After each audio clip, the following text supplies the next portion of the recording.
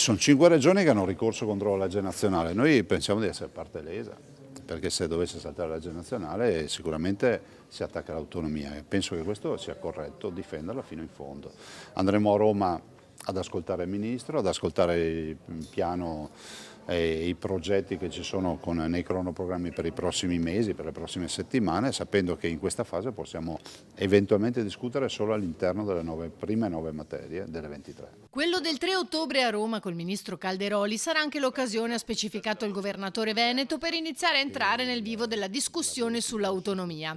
La Regione ha già un dossier da presentare. Siamo pronti con un dossier materia per dire cosa vorremmo chiedere, dopodiché si capirà anche quanti saranno le materie, di cosa discuteremo, ma di certo assolutamente con la massima serenità e trasparenza in questa operazione. Per quanto riguarda invece le dichiarazioni del vice premier Tajani sul fatto che il commercio con l'estero debba restare fuori dall'autonomia regionale, Zaia commenta. Penso che l'occasione sarà nel vedere nero su bianco quali saranno poi queste funzioni, non sono materie trasferite ma funzioni delle materie.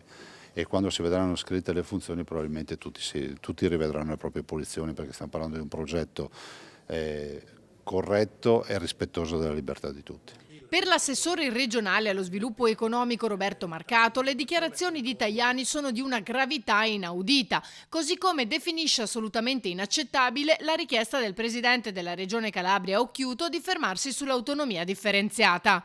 Sono tutti elementi, continua Marcato, che mi fanno pensare a un cambiamento di pelle di Forza Italia, che non è mai stata autonomista.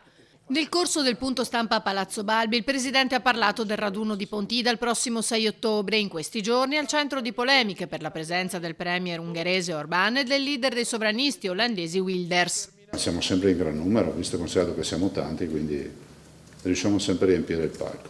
È importante che ci sono due grossi temi, c'è quello dell'autonomia,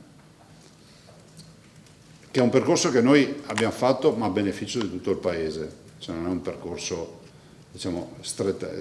relegato a un contesto della politica del nostro movimento, e dall'altro c'è il tema dell'open arms e del fatto che c'è un processo aperto a Salvini in qualità di ex ministro degli interni, e quindi penso che si parlerà anche di questo.